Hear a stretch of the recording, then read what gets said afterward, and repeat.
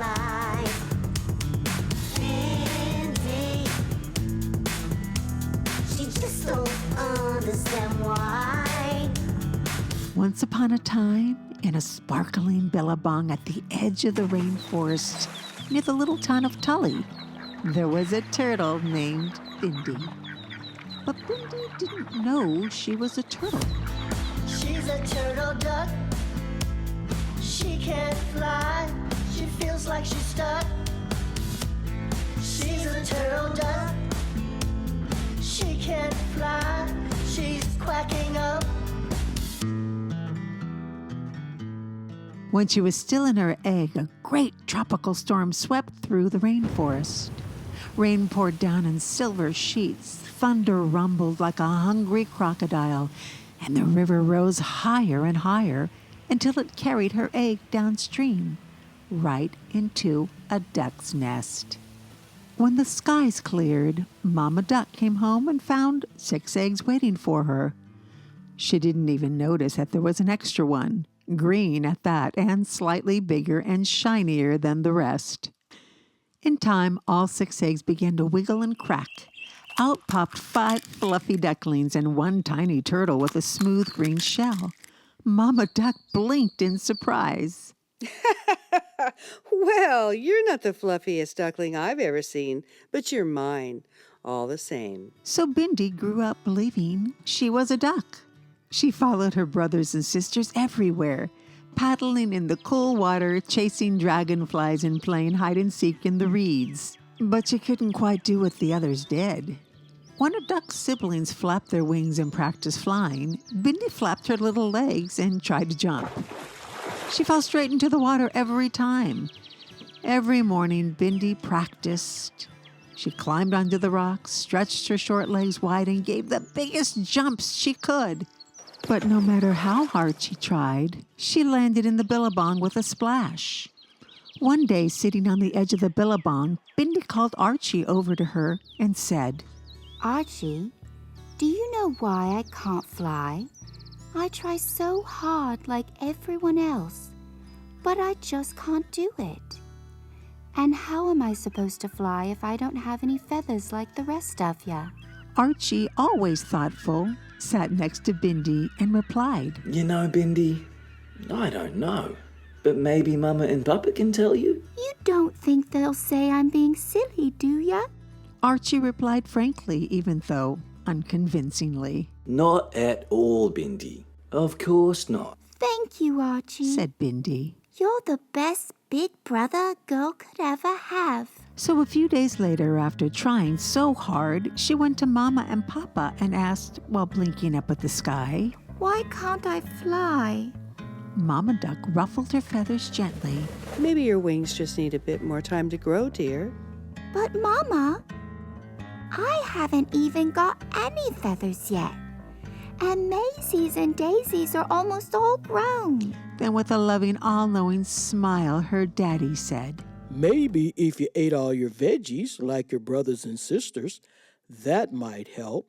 But sweet one, remember, God knows when your time to fly will come. Then Mama chimed in, Be patient, Bindi. Honey, just know that we love you, no matter how long it takes. And anyway, as Papa said, God is in control, sweetheart. Bindi thought about what her Mama and Papa had said, but there was something she could not quite grasp. Until one sunny afternoon, while floating in the billabong, she met a young turtle named Matilda, who directed her to the answer. She was a kind turtle, Bindi thought, but there was more. There was something very familiar about her eyes, almost like what Bindi saw in her Mama's eyes. As they were talking, Bindi explained, I'm a duck, and I'm learning to fly. And then with a tear in her eyes, she said, But unlike my sisters, Daisy and Maisie, no matter how hard I try, I just can't get it right. And I'm always failing. And I don't have any feathers yet. Surprised, Matilda with concern said, What's your name, young one? I'm Bindi. She replied less confident than before. Matilda thought for a bit and then said, Bindi, I know an old wise turtle, my mama actually, that might be able to help. She always sunbathes about this time on a shady mound further up the river. Excited that she might be able to learn to fly properly, she thanked Matilda and rushed up the river, albeit with a quick and searching look behind her as she left. She was getting further and further away from home. Along the way, she found a large rock on the edge of a river, a perfect platform to launch from. So she tried again to fly, only to plop into the water and descend to the bottom of the river. As she surfaced, the old turtle named Melba, who was sunbathing on the sunny mound as Matilda had said she would be, had seen Bindi as she splashed into the water. Amused and curious as to what this little turtle was up to, she wandered over to where she had entered the water, and when she finally surfaced, Melba said with a chuckle, Little one, what are you doing? Bindi paddled over curious. Again she thought there was something familiar about this turtle as well, just like she felt when she met Matilda.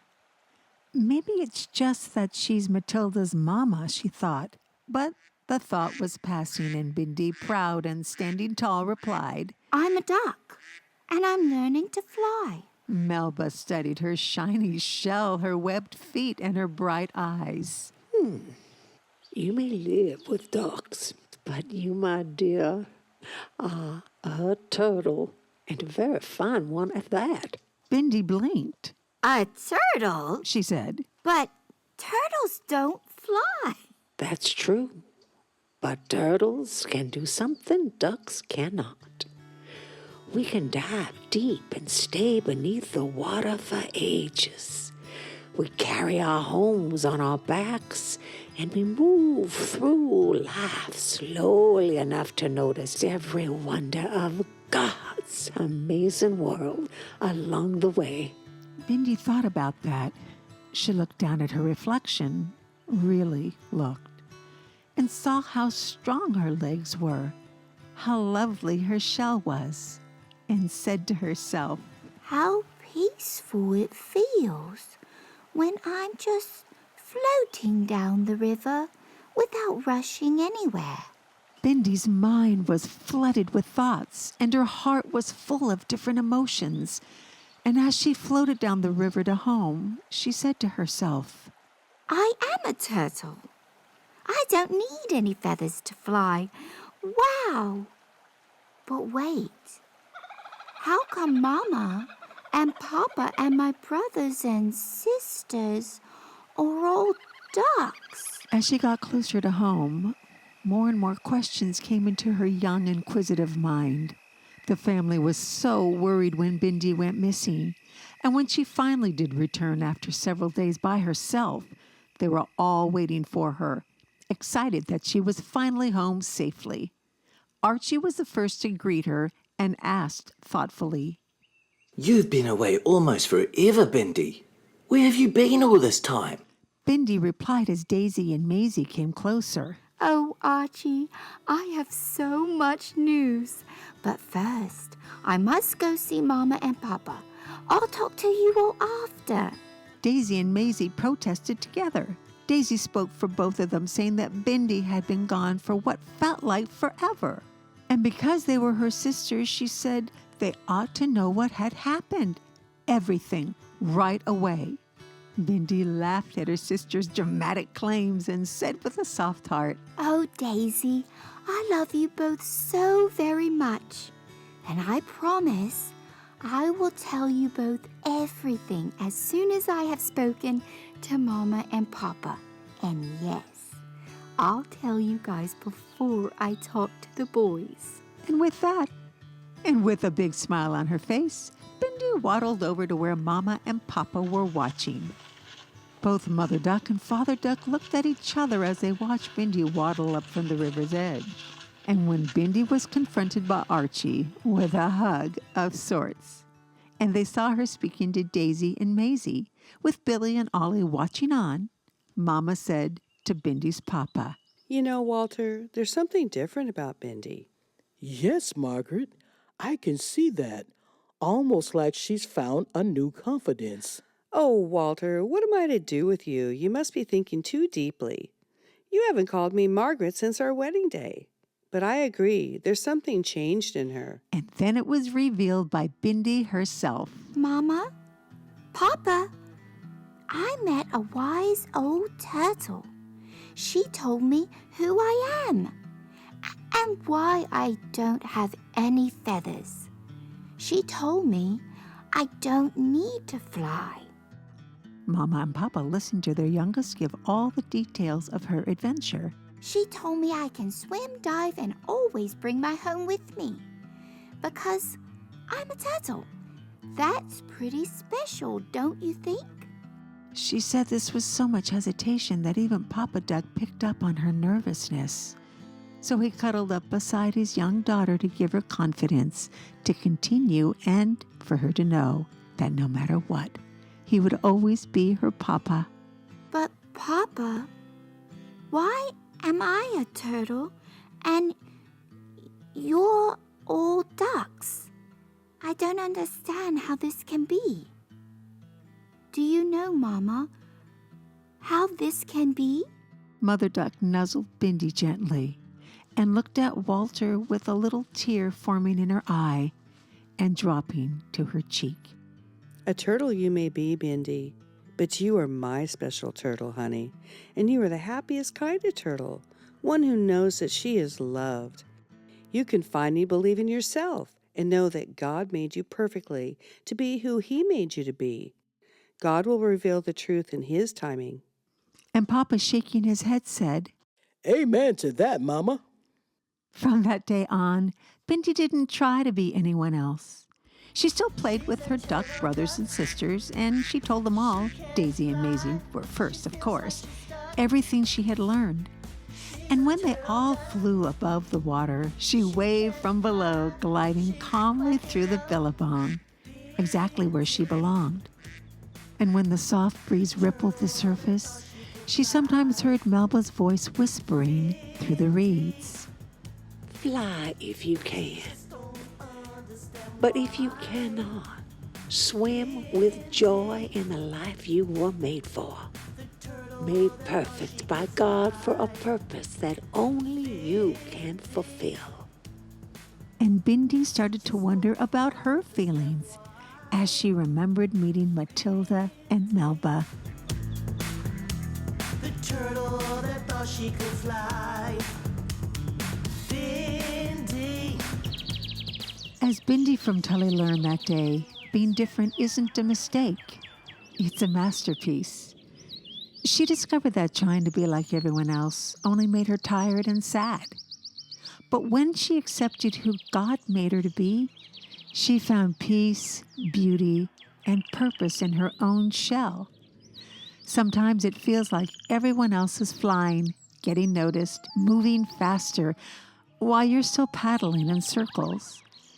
But just like Bindi, you were never meant to fly like someone else. You were created to shine in the way God designed just for you. I praise you because I am fearfully and wonderfully made. Your works are wonderful. I know that full well. Psalm 139:14. Being a young lady or a young gentleman isn't about blending in. It's about discovering the beautiful truth that you are a daughter or son of God, unique and loved beyond measure. You don't have to rush to grow up or copy someone else's path. You don't need wings to rise, only faith to trust where God has placed you. For when you live as God created you to be, you're already soaring in His eyes.